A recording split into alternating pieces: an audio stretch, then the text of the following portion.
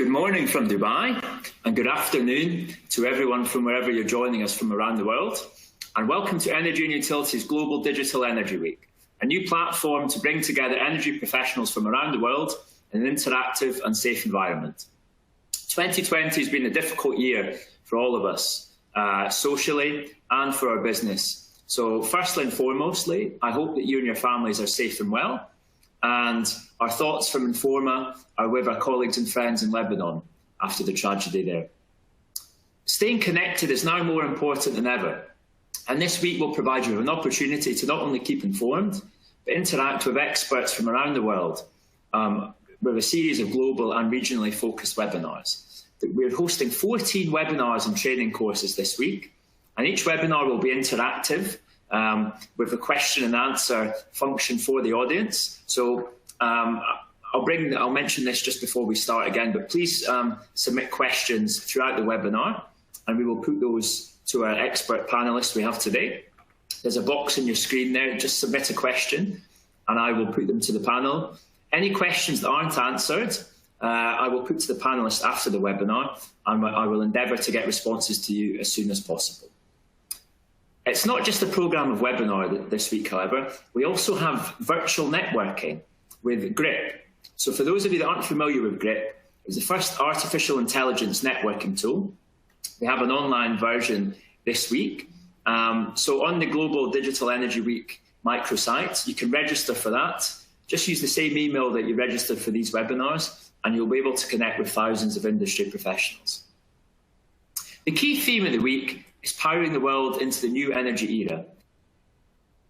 Focusing on opportunities and challenges of successfully implementing clean energy programs and improving energy efficiency for conventional power resources and cities in the post-COVID-19 world.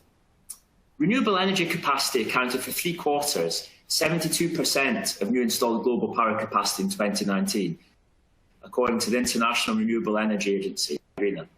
According to IRENA's latest data, the total installed capacity of renewable energy increased by 7.6 last year, with 176 gigawatts of new clean energy capacity installed during the year. However, this year has brought many challenges. Global economic growth is likely to fall much further than it did in 2008 and 2009 when the financial crisis struck. The IMF predicts that the global economy will contract by at least 3% this year. So that's causing challenges and disruption for supply chains, falling demand for services and products, and this is a challenge for governments, energy companies and utilities across the world. However, COVID-19 has also created an opportunity for the private sector to prioritise sustainable policies and green initiatives to spur on and assist the economy.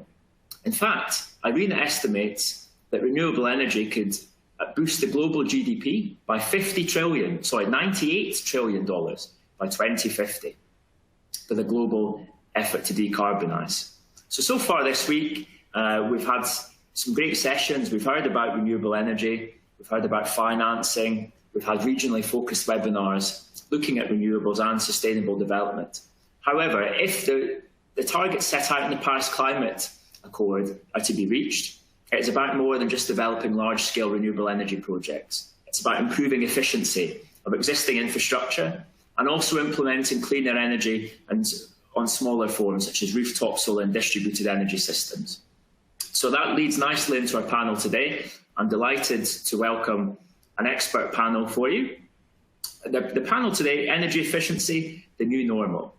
So I'm pleased to welcome for our panel today, His Excellency Ali Al-Jassim, the CEO of Etihad Energy Services, Dr. Kevin Lane, Policy Analyst at the International Energy Agency, and Mr. Alexander Ablaza, founder and co-chair of the Asia Pacific Esco Industry Alliance. So welcome to all our panelists. Thank you very much for joining us today.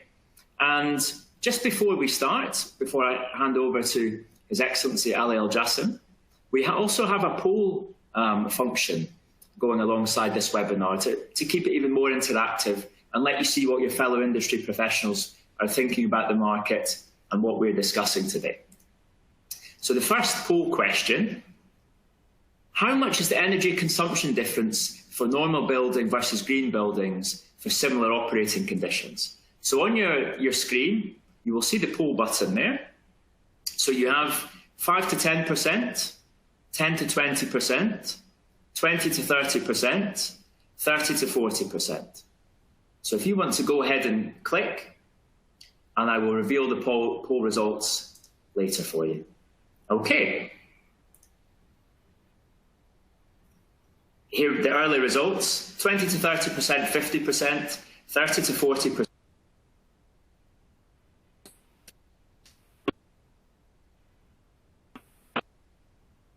His Excellency Ali Al Jassim from Etihad Esco. Welcome, Ali. I'll let you give us an introduction into what Etihad Esco is doing. A lot of impressive work, I know from being in Dubai here, a lot of the things you're doing. So it'd be great to get an overview from you on what Etihad Esco is doing and how you feel that the market is going. Thank you, Ali. Thank you very much. Good morning, everyone. I'm honored to be among such experts in this webinar, and I would like to present to you the Etihad Energy Service. It is the government-owned company. Just a second. You can see the presentation on the screen if you don't mind.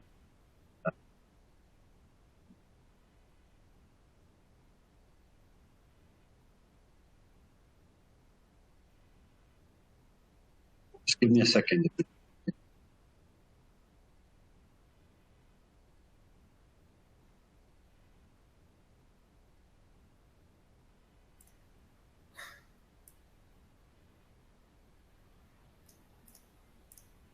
There you go, Ali. Just a note to the other speakers.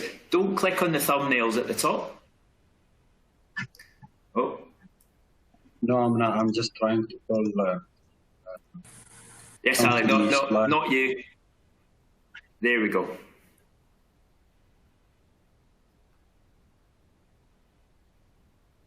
Okay.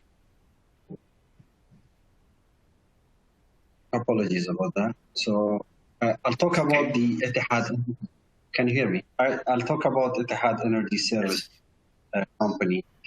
It is a government-owned company that was established in 2013 to retrofit approximately 30,000 buildings in Dubai. The objective was when the UAE signed the Paris Agreement, climate change in Paris, we at the government has mandated the commitment and an energy strategy for UAE and for the Emirates. You can see on the screen the Etihad was established in 2013, and we were to make Dubai one of the most sustainable cities in the world.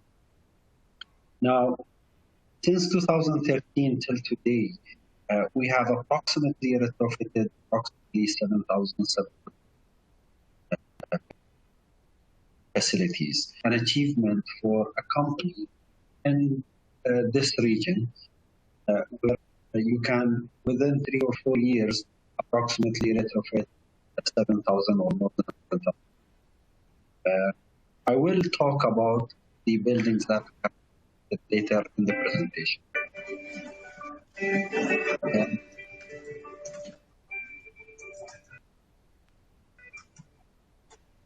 Looking at the demand side management,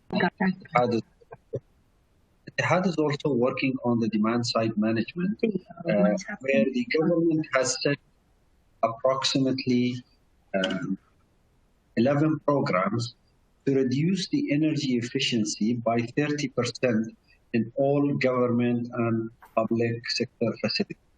These programs are looking at the building code, retrofitting building, perhaps district cooling, and the solar panels, as well as reuse of water and irrigation. We have also the green mobility, which is the green vehicles. So there are approximately 8 programs. Within these 8 programs, the Emirate of Dubai in the UAE is aiming to reduce the energy efficiency by 30%.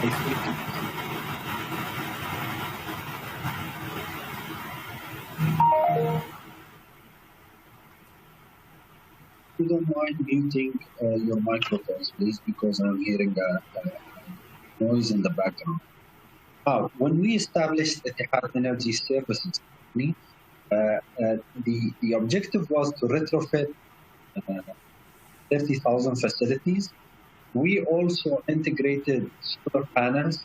We have done more than 5,600 facilities with solar panels. We have installed it as an initiative. All these retrofitted facilities and solar facilities are being monitored through monitoring screens and being monitored remotely. Of course, the pandemic has made us learn a lot of things, and this is one of the uses of the technologies in monitoring the facility. We also look at demand management of the strategic vision of the government. So by looking at the demand side management, we control the 11 programs that I spoke of earlier in the previous slide by controlling these programs and having program owners. Etihad has already retrofitted, as I said, 2,700 facilities, which led to environmental impact. And we are driving through the journey to achieve our goals of 30,000 buildings and achieving the 30% of energy reduction in the Emirates. When we focus on retrofitting the buildings, what we do, we look at certain elements. We have a list of 150 energy conservation measures, and with that 150 energy conservation measures, we start auditing the buildings and we start perhaps sometimes doing a feasibility. We group them into and categorize them into areas, like, for example, all of you must be familiar, HVAC system, lighting system, the water system, and so on. Once we group these energy conservation measures into groups and areas, then we have a list of 100.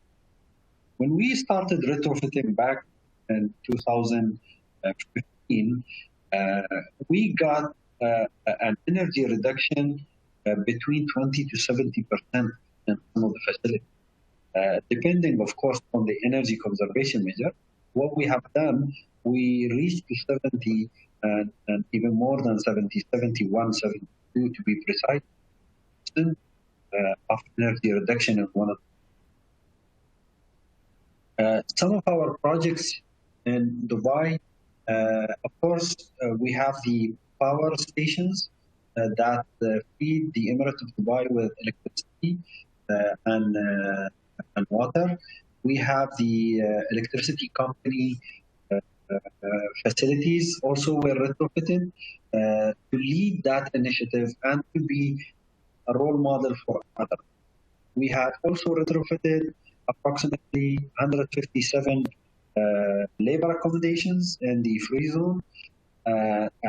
One of our biggest achievements is the Dubai Airport Terminal, Terminal 1, Terminal 2, and Terminal 3, which was really a successful project. So whenever you travel to Dubai, you can see through the airport, which was retrofitted.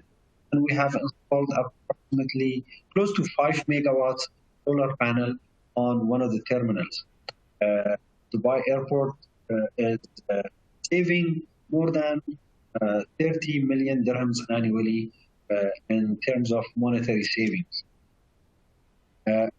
We also have done solar projects in the Emirate of Dubai, and we are proud to have one of the, I would say, the second largest solar projects on a single rooftop, 18 megawatts on one roof, which we are monitoring it closely and remotely cleaning it due to the large size of the panel.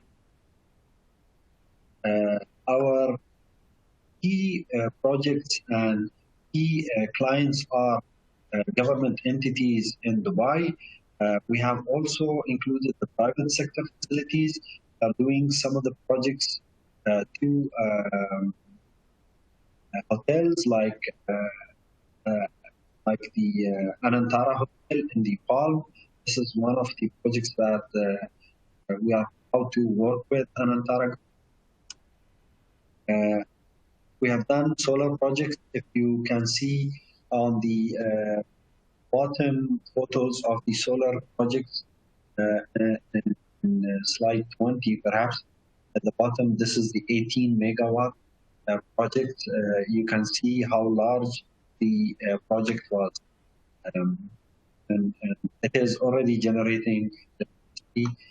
By the way, the building that the electricity is generated for via this project is a net zero building. So the electricity generated is equal to the electricity consumed in that. Due to the initiative and by creating it, had saved the government facilities in Dubai in 2016 approximately 84 million dirhams saving, and in 2017 was approximately 140 million. In 2018 was 160 million dirhams, and in 2018 150 million dirhams. You can see the trend of the growth of the project values. And the savings from these projects are more than 100 million. In Dubai, airports by itself is 30 million dirhams. Now, if you want to convert dirhams to other currency like euro or US dollars, it will be approximately divided by 4 or divided by 3.5 per euro. We have a model for financing some of the projects. It had finances the retrofit projects, and it had also finances the solar projects. So we provide the financing, sometimes in-house financing, and sometimes we use third-party financing for the green project. Of course, the pandemic had an effect, a global effect, and a global impact on government as private sector around the globe. What we have done, we have taken certain measures where everybody has done. However, Etihad did not perhaps reduce any employees in terms of headcount. We did not even reduce the salaries of anybody.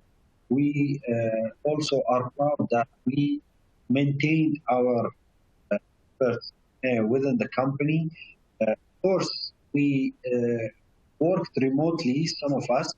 However, some of our key people stayed in the office during the pandemic with the permission from the government, which made Etihad reduce the loss to 50%.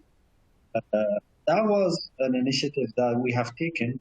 It was a bit risky. We are not proud of working during the pandemic, but the key people of Etihad were still coming to office and trying to maintain the work and keep relationship with the client. That was a bit risky, but it was a good experience. Today, I can say the impact of COVID on Etihad is approximately 50%. Not loss, however, from the bottom number profit which we were aiming to make. So our loss from the profit is approximately, I would say the COVID had an impact, but we sustained where sometimes other unfortunately had to close down or perhaps have their staff working from home or give them unpaid. We are really happy that we went through that experience, the successful period. I would like to thank you, and that's it for me. Thank you for your time.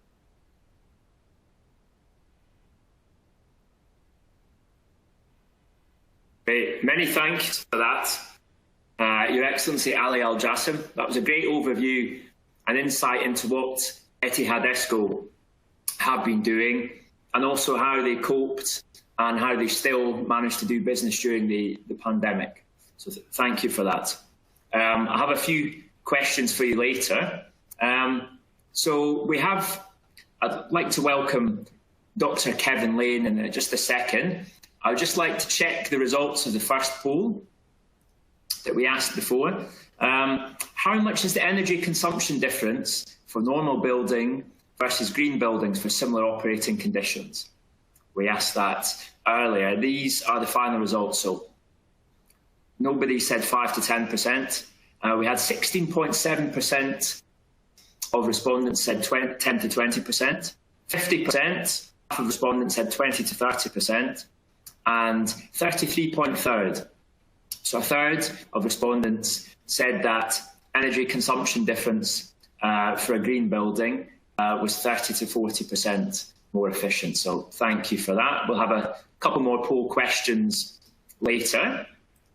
So I'd just like to welcome now Dr. Kevin Lane from the International Energy Agency. Welcome, Kevin. Thank you for that introduction, Andrew. So further way of background, I'm part of the Energy Efficiency Division in the International Energy Agency. And what I'm going to talk to you today is mainly about energy efficiency of air conditioners, just to give you a global picture of their energy consumption and also the role of energy efficiency to reduce that energy consumption.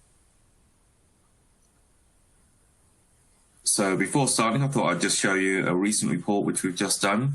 So with our colleagues at the United Nations Environment Programme, we just did a very detailed synthesis report of all the knowledge or publications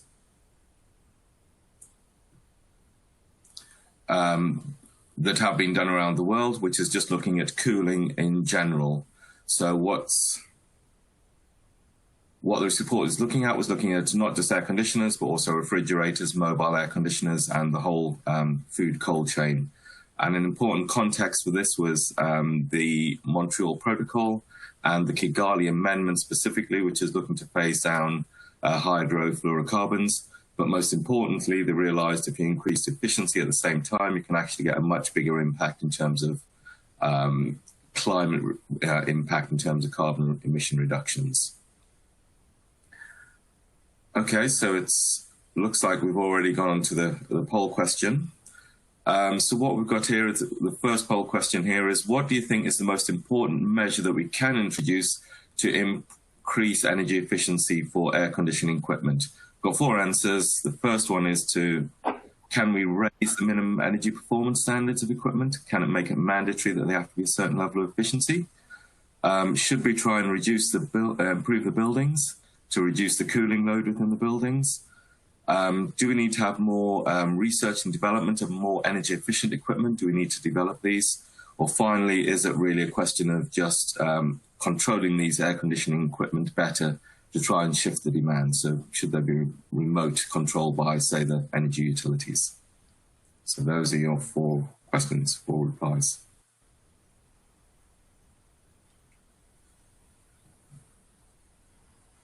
Okay, so we've got some results coming through. So yeah, improving the performance of the building probably is a very good one, but I'll go on to show you why I think maybe MEPS might also be an important one as well. And we'll see what the answers are at the end. Okay. Thank you, Andrew.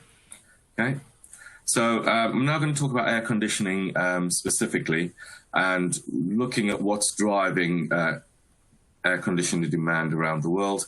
And of course, the primary driver is increased expectation of thermal comfort. People want to be in colder places. And if you look around the world at the moment, there's a belt across the world that's actually very hot. So people need cooling to be more productive, to be healthy in their working lives. And if we look at countries that are basically hot every day, where it's above 25 degrees just about every day, it's these bunch of countries, including the Middle East and Southeast Asia. And across those regions, there's almost 3 billion people that really do need air conditioning or cooler spaces. and at the moment only about 8%, so less than 10% of these households currently have got air conditioners. So there will be an expectation that these will require or need more air cooling.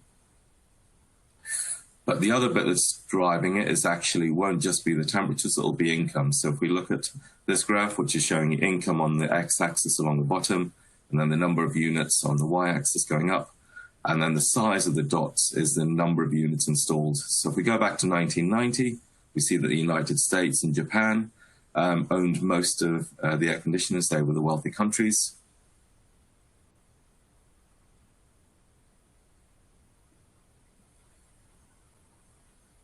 They were the wealthy countries, so they owned the most. If you move forward to 2016, we see that Japan and other countries are starting to increase their size. And if we move forward to 2050, we actually see that with increased wealth, countries in Southeast Asia, so China, India, Indonesia, these are the countries that will see significant growth just due to their population, but also an increasing GDP and economy, and just wealthy countries will own more air conditioning equipment. If we look at the market at the moment, what this graph is showing is different markets around the world, and on the y-axis just how efficient those products are. And if we look around the world, it's maybe about an average of, say,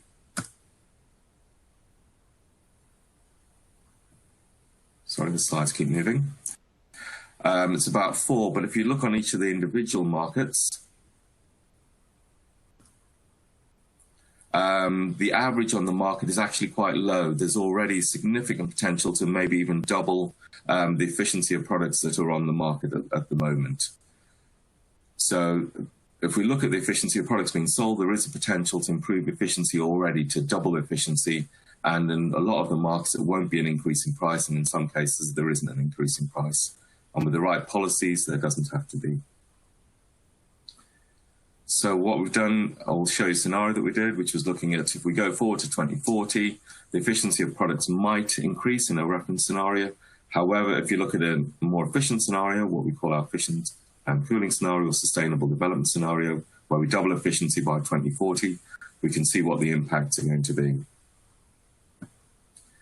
And if we look at energy consumption around the world, at the moment we're using maybe 2,000 terawatt hours of electricity just for air conditioners. And if you think maybe a large power station is maybe 3 terawatt hours, that's a lot of energy is going into, or a lot of electricity going into air conditioners.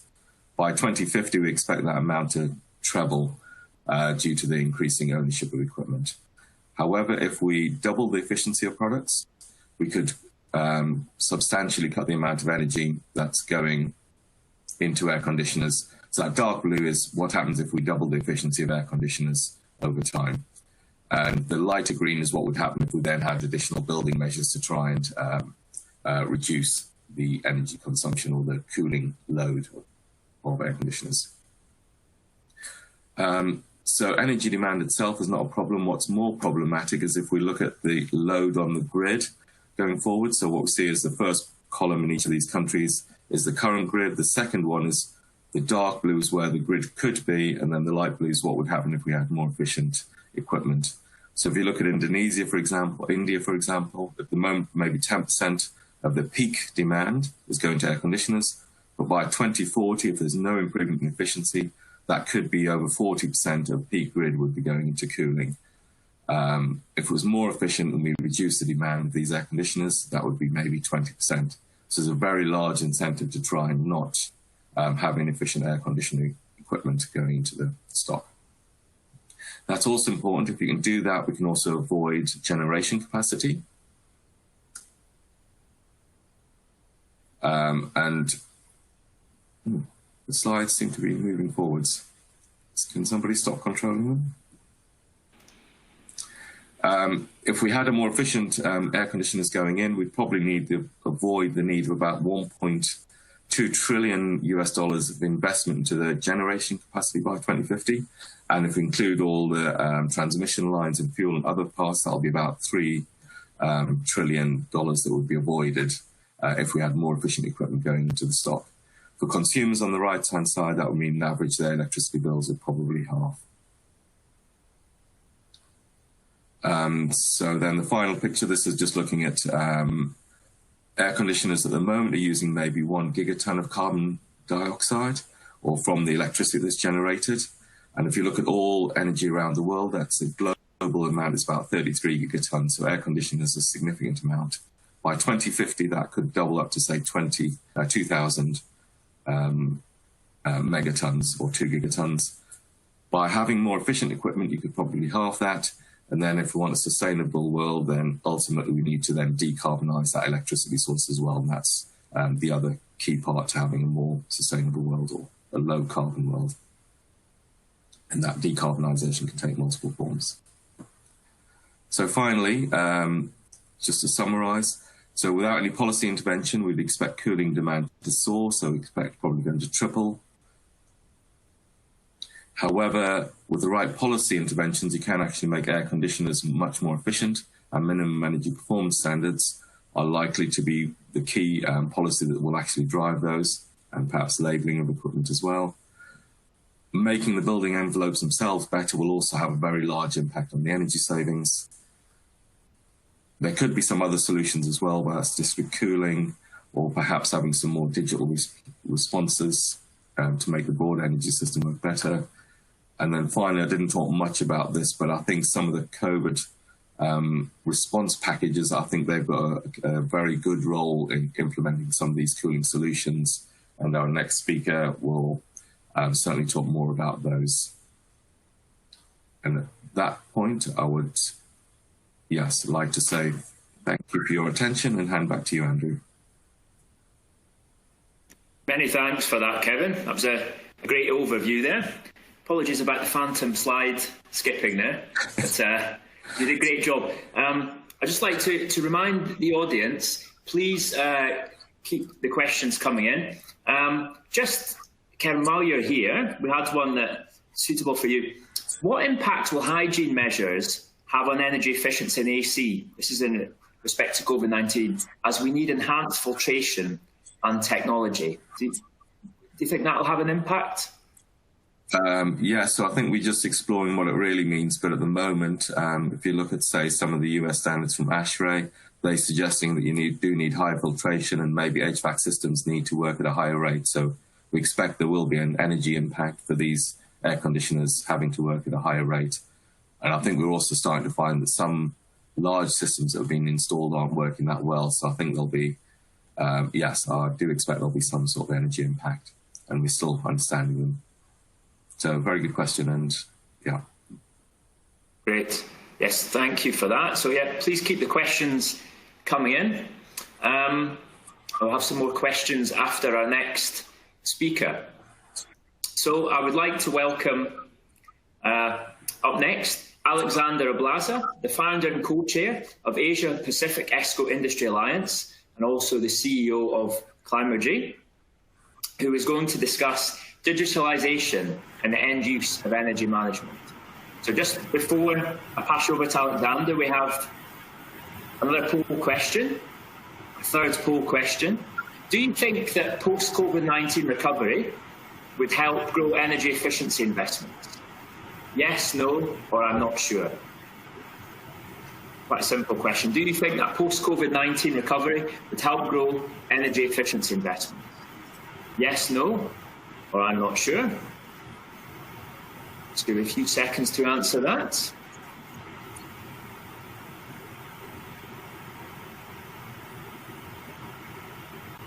Okay, and the result, 80% said yes, 20% I'm not sure. Interestingly, nobody said no yet. Okay, thank you for that. So Alexander, thank you for joining us. I'll pass over to you now. Well, thank you, Andrew, and I hope all of you are hearing me clearly now. I had a little technical glitch earlier. But correcting your earlier announcement, Andrew, my presentation is energy efficiency as a stimulus in post-COVID-19 economic recovery. So I think there was a little error on your slide earlier. So it's as Dr. Kevin Lane of IES mentioned, yes, and I'm very happy to see the poll results that majority of the respondents in the poll are very optimistic that the post-COVID-19 economic recovery will, in fact, induce more investments. In the earlier interview that went around, that when you interviewed me, Andrew, I did make the statement that the whole world will not be going back to the same energy intensity, energy consumption baseline as we did pre-COVID-19. And I did say that we will be less efficient now in the way that we transport people and goods, that we house people in buildings, that we produce products in factories because of post-COVID-19 precautions, distancing. We will be a slightly more energy-intensive economy after COVID-19. So what I will present to you is how then can energy efficiency actually stimulate the economy when many of the economies have plunged into recession. Just a quick introduction on the two hats I'm wearing today. The first is the Asia Pacific Esco Industry Alliance. I'm happy to wear this hat. We've had 4 meetings in the last 2 years. We now have the Esco Associations of China, India, Japan, Korea, Malaysia, Philippines, Singapore, and Taiwan. And currently, I'm reaching out to the Esco communities of Thailand and Vietnam. So it's growing, and together we want to catalyze flow of knowledge, capital, business transactions across borders in the Asia-Pacific region. The second hat I wear is that of the Philippine Energy Efficiency Alliance, which we call PE2. So we have energy service companies, we have technology, service and solutions providers, financiers, we have nonprofits, and we have end users, all in an ecosystem that's partnering with government to push an energy efficiency law, to push other energy efficiency policies, fiscal incentives, and to create that public-private sector collaboration for a long-term transformation of the energy efficiency market. The Philippines, after 29 years of a long wait or a lull between 2 laws, we had a law that was effective in the 80s, but a brand new, a more comprehensive law has been passed last year, and it now allows the economy to dispatch energy efficiency as a resource, and not just as a resource, but as the first fuel. The pie chart on the right, we see energy efficiency estimated to be the 3rd largest resource in the United States energy resource mix in 2015. And that's where many governments should aspire. We should aspire towards planning, budgeting, implementing energy efficiency as if it were a primary resource, even larger than that of renewables and other sources like nuclear. In the Philippines, if we relied on the business as usual way of flowing energy efficiency capital, we believe that only a third, or $80 billion could be mobilized between now and 2040 through the self-finance, debt finance, lease finance, and other on-balance sheet modalities. But we believe that the lion's share, or 2/3, equivalent to roughly $160 billion, will have to be mobilized through more innovative channels and modalities. And I think the most significant and most promising modality would be the Esco performance contracts, and then we couple it with some PPP, public-private partnership transactions, joint venture agreements, and other larger government-implemented retrofits that's phasing out low-efficiency technologies from the market. So these are all, the $160 billion will be invested outside the balance sheet of the end user of the technologies. Dr. Kevin Lane is of the Energy Efficiency Division of the International Energy Agency, our previous speaker. And they have released a couple of papers. One of them was on the 8th of April, where energy efficiency actions can actually support the goals of stimulus programs. And the government has the opportunity of using large or increased spending in energy efficiency, because energy efficiency has the scale and the speed of delivering the economic impacts through any of the member or associate member countries.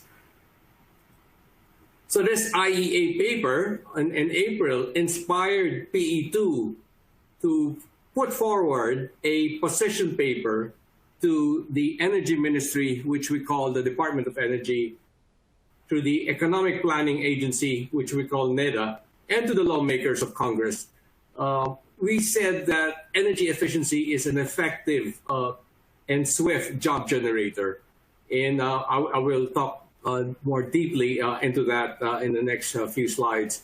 It has the speed of delivering impacts, unlike the typical infrastructure projects where 6-9 months down the road, we see savings, we see jobs already being generated. It has minimal local environmental impacts compared to the traditional mainstream infrastructure projects. It has the chance to quickly contribute a third, even more, of the Paris climate obligations.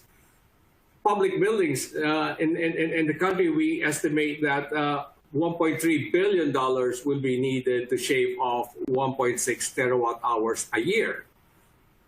The Philippines has also had over 2 decades of experience in energy efficiency market transformation across multiple technologies. We also have this need set by the new law for government financial institutions, state-owned banks, to be offering concessional finance. So there's a connection now between stimulus funding and stimulus financing through state-owned banks. The economy, like I said earlier, will need $240 billion in energy efficiency capital in the next 2 decades. The new law will set that policy framework. So we have already an enabled market environment. And energy efficiency, as we very well put it, since it's treated as a primary resource, should be treated, disbursed, planned, programmed, implemented as if it were mainstream infrastructure.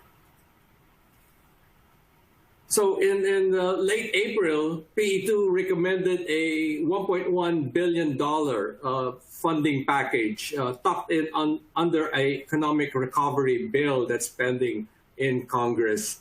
So what it says is that we want more jobs generated. We want both state-owned banks to be flowing more energy efficiency loans, and we want more energy efficiency spending in public sector facilities. So it's a 3-component package that would push out over $1 billion only in the next 12 months through concessional financing and increased spending, accelerated spending in public sector energy efficiency. The Department of Energy has issued a no objection to the PE2 position in early May. And in May, PE2 conducted a job survey, and you see at the left-hand side of the screen that from the upstream importation, manufacture, and assembly to downstream installation, construction, testing, O&M, and asset management, and everywhere in between, including engineering, procurement, accounting, there's just so many economic activities and job opportunities that will be generated for every $1 million invested in energy efficiency. On the right-hand side of the screen, you see that anywhere from 18 jobs to a high of 200 jobs are created by energy efficiency for every project ranging from $1 million to $4 million in project size. So let's benchmark on other economies. In the United States, in the last 3 years, it's been recorded that energy efficiency contributed a very significant 45 to 55% share of new jobs in the United States energy sector. And so you got energy efficiency jobs outsizing the job generation of renewables, of oil and gas, and of the transmission, distribution, the rest of the power sector. Earlier, there was a survey of 35 energy efficiency programs and stimulus packages run across the EU, the UK, the US, and Canada. And across the 35 programs, it was determined that over 19 jobs were created for every 1 million euros invested in energy efficiency. So we did the economic math and did a side-to-side comparison between energy efficiency and an infrastructure program, which could be highways, roads, other transport, water, power. And what we're seeing is, if you just look at the bottommost row of the tabulation, that for the traditional mainstream infrastructure, just under 26 jobs per $1 million was the labor intensity resulting from infrastructure programs and actually recorded in the last couple of years. But in energy efficiency, we see 45% more. We see over close to 37.5 jobs for every $1 million. So what we're telling the lawmakers, what we're telling policymakers right now is, hey, yes, we should put money, accelerated spending in infrastructure, but if we had a cleaner, greener, swifter way of generating more jobs per $1 million, then yes, don't forget we need a component for energy efficiency. So that's the point that we're trying to make. We have economic reflows of infrastructure, but there will be economic reflows that will be coming in on stream much quicker for energy savings, because not only will it create jobs, but it will have OPEX savings across the economy. In conclusion, I'd like to say that while governments tend to prioritize infrastructure projects, and that's not a bad thing, to stimulate the economy, there still is a clearer, more sustainable, more climate-friendly way to create more jobs through energy efficiency. And pushing energy efficiency through legislation is just one step. So whether you succeed in pushing it through legislation, I think if energy efficiency could be embedded in other government programs with or without legislation, I think we achieve the same purpose of creating more jobs and pushing economic recovery through the post-COVID-19 times. So I end there and I throw it back to Andrew for the rest of the session. Hey, many thanks, Alexander. That was a great overview there. I think a graphic illustration of what's possible in terms of energy efficiency. We had some numbers there in terms of investment, the $160 billion in the coming years. We had a recovery package for post-COVID-19, the $1.1 billion in the efficiency sector. And also there we heard about jobs at the end, which is important. So I think this week, a key part of the whole week is that it's not just about energy diversification, it's often about economic diversification for all of the countries and regions involved. If you can diversify your energy mix, but you also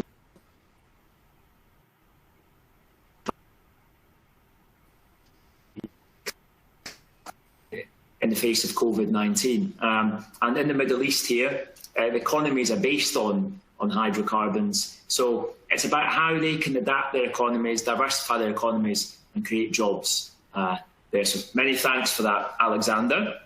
So we have some questions coming in from the audience. I've got one firstly, though, for Ali. Many thanks for your presentation earlier, Ali. I just wanted to ask, I mean, quite a lot of people ask me this question in the market. So for large-scale renewable energy projects, we have the long-term PPA model in Dubai, for example. There's a lot of IPPs there, and that structure has been around for years, and it works. For the smaller projects and the rooftop solar projects, a lot of the question is about financing. I was wondering if you could tell us a bit about how companies or individuals, businesses can go about getting financing for, say, a solar rooftop project. Is the developers providing this service on a smaller scale? I know Etihad Esco can offer some assistance. If you could just tell us a little bit about what's available for anybody listening that's interested in developing solar on their building. Thank you. Right. Well, thank you, Andrew. Well, rooftop solar has had a very good lead. They were able to throw the off-balance sheet solution much quicker than the energy efficiency in many markets. So I think that, for example, what Etihad is doing, and I think Mr. Al-Jassim would want to respond in a bit. Energy efficiency will have to follow the same off-balance sheet model very soon, and show how more energy efficiency upgrades, the purer non-solar projects, can actually avail of the same off-balance sheet capital flows through performance contracts by Escos. And yeah, I'm sure Mr. Al-Jassim would want to say more about how it works in growing the rooftop solar space. Thank you, Mr. Plaza. Thank you, Andrew. What we do in a smaller scale project, we usually finance in-house. Etihad will step in as a financing firm, and then we do an EPC project with a contractor who can perform and execute the project. Now, this financing, of course, we are very transparent and with an open book to our clients as well as our contractors.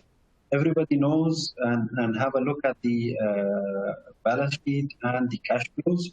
And once an agreement, a tri-party agreement is there, then we go and procure the material and execute the project. Once we do, I would give you some figures if you want to be precise. We finance projects from 1 million dirhams, which is approximately $300,000 to 20 million US dollars. Up to the Dubai airport was approximately 140 million dirhams, which is close to 30 or perhaps 35 million US dollars. So the financing is, we have overcome this challenge in financing green projects and eco and retrofit projects as well as solar.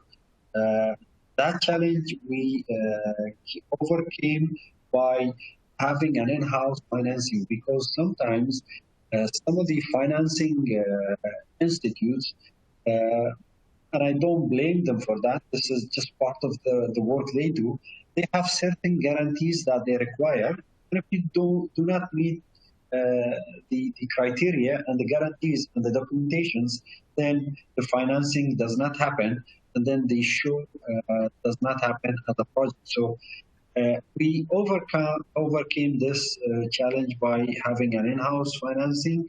The government has dedicated approximately 500 million dirhams in retrofit and solar projects. So we take from that pool and that fund, and we finance green projects.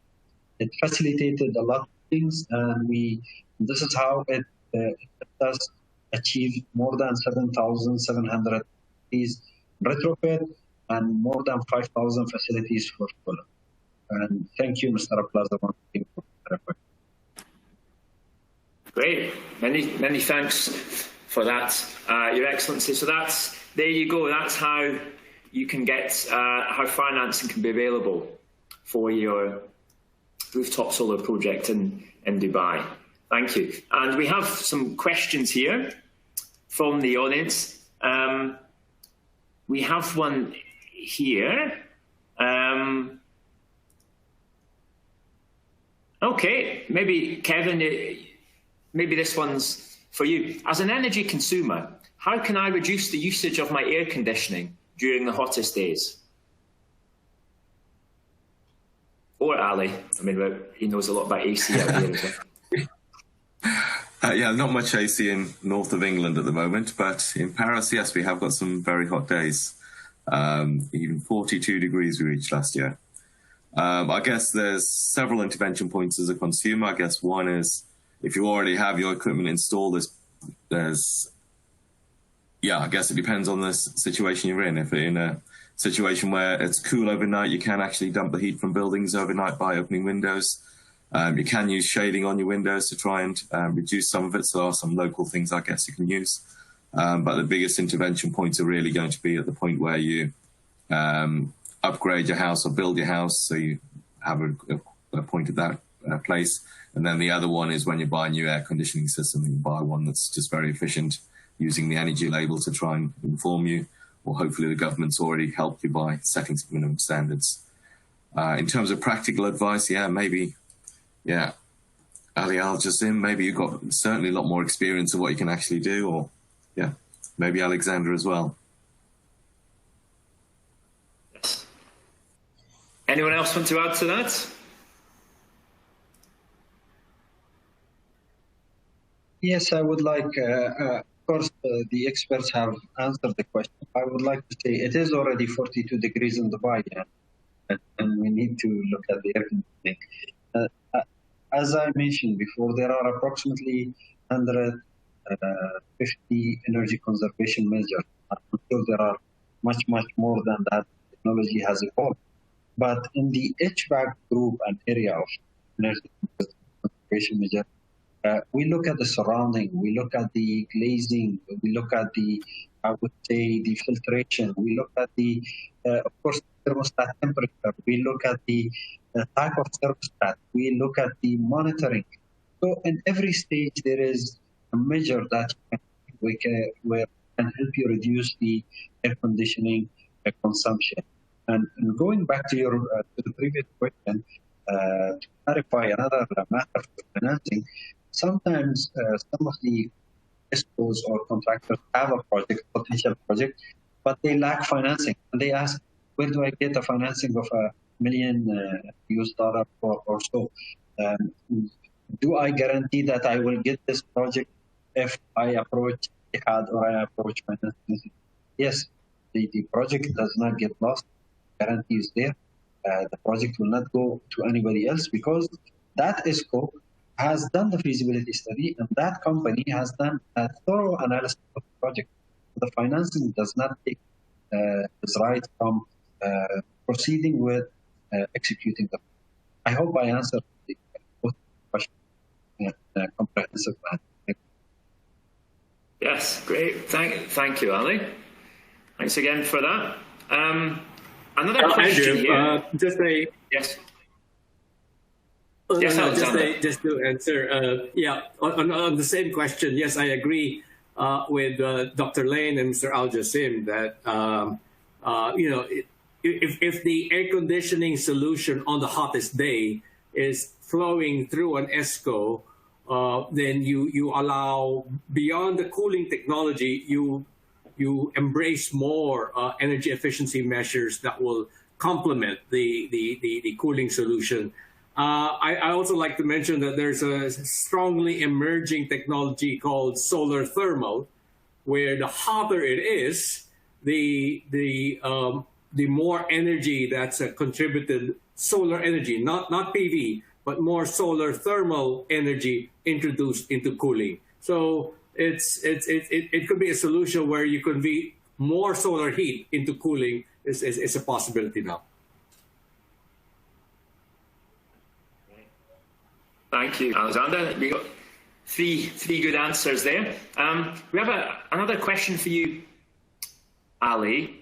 What are the most exciting upcoming technologies in energy savings? That's an interesting. Right. It's for Ali, and then you can. Yeah. Yes, and then we'll come to you, Alexander, after.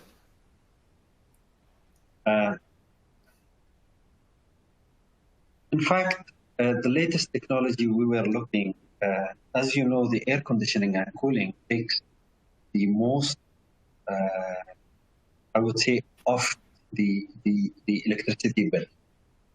So if you save from the cooling, then you save great chunk of portion from your bill. We were looking at, I would say, a controlling thermostat, where that thermostat can control many air conditioning units.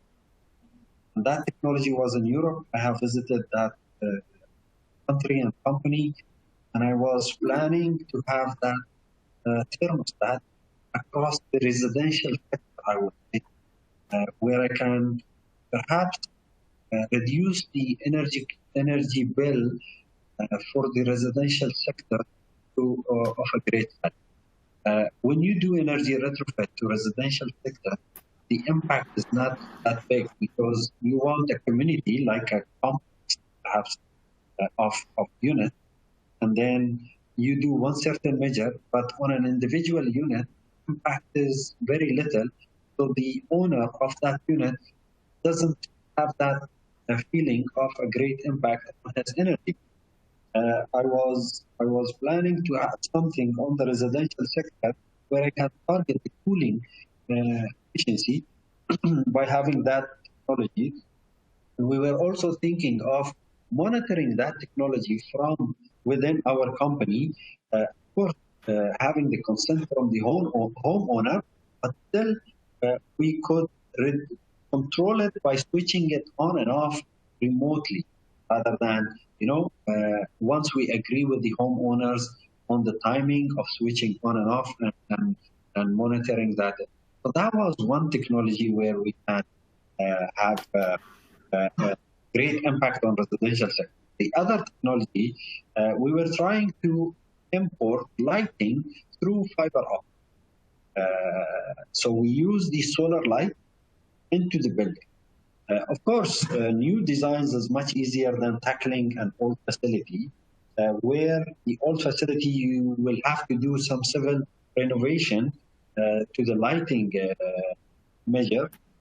But for a new design, we were thinking of bringing the lights using the sunlight to light the inner, I would say, sector of the facility. So these are the two most technologies we were thinking and brainstorming about last week. Mr. Many Abdullah, thanks. you want to add something? Yes, Alexander, please go ahead.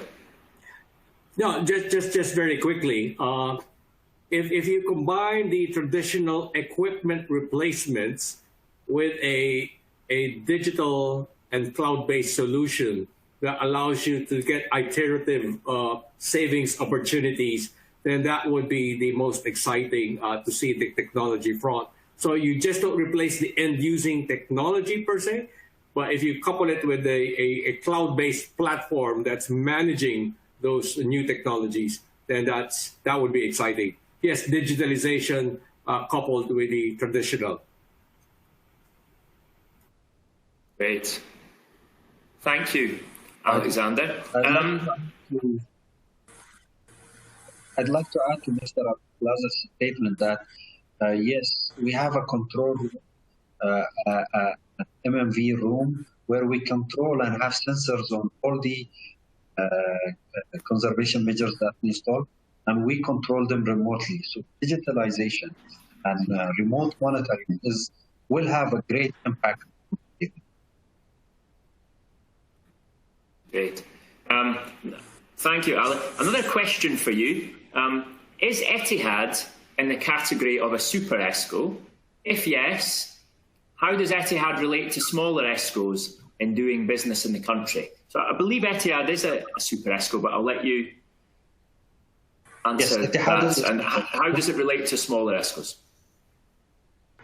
Etihad is a super Esco, and when Etihad was formed, the Escos were a bit had that fear of Etihad competing with them. Rather, it had created the market. We had approximately more than 30 projects available for them. So then they started realizing that it had facilitated projects for them, facilitating financing for them, and creating jobs, as Dr. mentioned and Dr. Kevin. Creating jobs was one of the essential elements in being a super Esco. Having projects, having continuous projects where experts could learn from one project to another. And we made sure that the Esco that are working in Dubai have continuity of projects. That was one of the main objectives of creating Etihad. Today, Etihad has a list of 27 accredited Escos only in Dubai, which is a lot for Dubai, in fact. And Etihad is making sure that they are all being part of the Esco market in Dubai and retro market. We are making sure that continuity of projects are given to them, where they can maintain their experts, and we do not lose the manpower and the expert that we have built over the years. We look and categorize these Escos in terms of their expertise, in which domain of conservation measure they are good at, lighting, air conditioning, and so on, water, so on. We categorize them in terms of size, manpower, capacity, I would say financial capabilities. And we have an accreditation scheme. They come through the scheme for reviews and accreditation every year. So we have a wonderful scheme where it is working very fine for Dubai, and now the neighboring cities, neighboring main cities and capitals in the region are looking at the Esco model and super Esco model of Dubai, so they can have their own model which suits them and fits them, but they are taking Dubai model as a reference. Great, thank you. Thank you for that. Ali, yes, that's Dubai is sort of setting the trends for a lot of the push for reducing emissions across the GCC and beyond in the region. I have a question here that's for all of you. We're nearing the end of the broadcast. It was touched on by you earlier, Alexander. It feels like the majority of attention is on renewable energy. So have any chance of achieving a 1.5 degrees Celsius or even 2 temperature increase? More than 50% of CO2 reduction needs to come from energy efficiency. However, the priority seems to be on renewable energy. It seems like major progress will not occur without legislation mandating it. That would be great to get your view on that, everybody. How important, we're hearing a lot that private investment is needed, but how important is government's policies and regulation in allowing an energy efficiency market to flourish?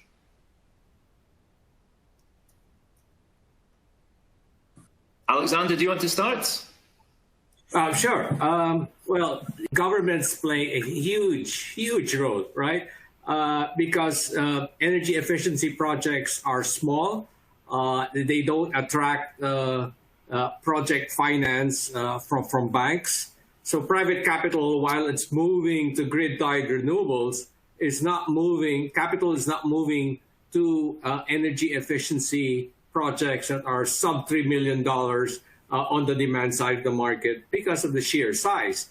So you need governments to transform the market through a policy framework Dr. Kevin Lane did mention, MEPS and raising the standards on end use, but you need also new ways of connecting investments to technologies and through new contracting schemes, new procurement methods, new mandatory or new obligations by consumers, new energy audits, certification of Escos. So you need governments to set that policy framework and transform the market. Because while capital is already moving at a decent velocity towards renewables, we don't see that velocity move for energy efficiency investments.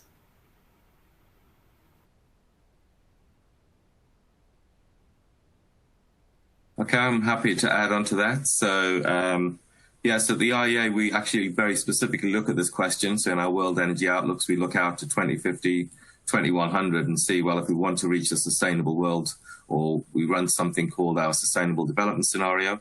And within that, you see that energy efficiency is absolutely critical. Without energy efficiency, we're not going to reach that sustainable target. So yes, they should ultimately need to run everything mostly off renewables or low carbon sources, but efficiency is going to be key if we're going to reach that goal. In terms of government's role, I think that is also key. So there are the key policies, whether that's MEPS on appliances, building codes, those sorts of policies will drive efficiency for sure. But also it'll require a lot of investment as well. So the government, again, has a key role in that. And at the moment, maybe 70% of all the investment needed is probably going to be coming from government, you'd expect. But it's there's a clear role for new innovative financing models. So Escos will need to become more commonplace. So for cooling as a service is already starting to happen within some countries as well. So I think we'll see roles around that. And finally, I'd say, as we get better digitalization and better understanding of how systems work, I think there'll also be better ways to capture some of this value. So where I mentioned that we could avoid maybe $3 trillion of investment in the supply side, that could be going into energy efficiency. So it's how we capture some of that money so that energy efficiency can be implemented more effectively. And I think I would, and there's all the other multiple benefits from doing that, but I'll leave it at that point. If I may add, please.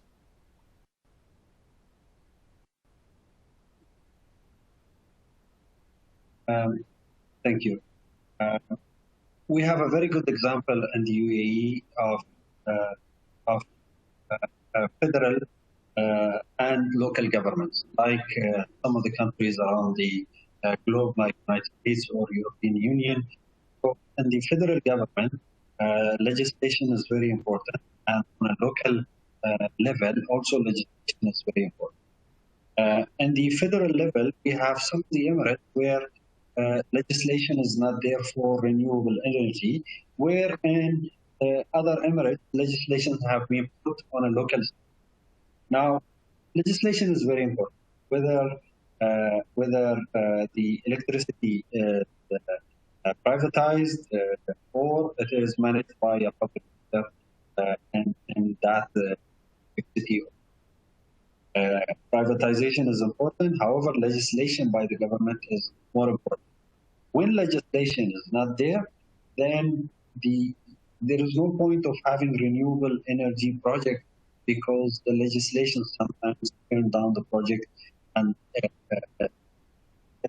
in terms of having the project in place.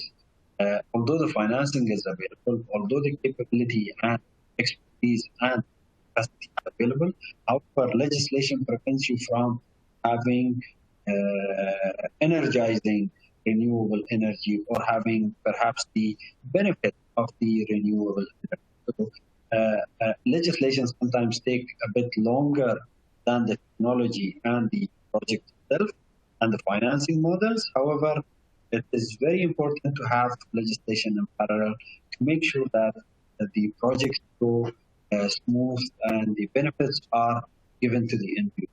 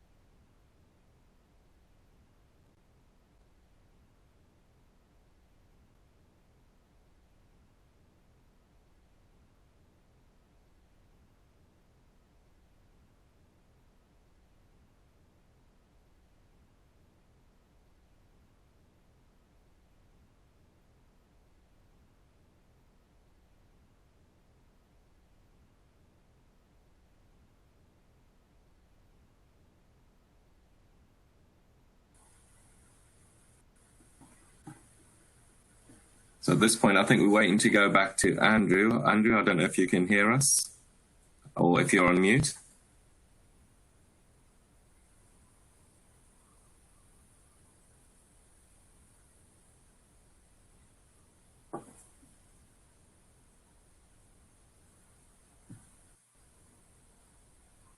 I think we lost his voice.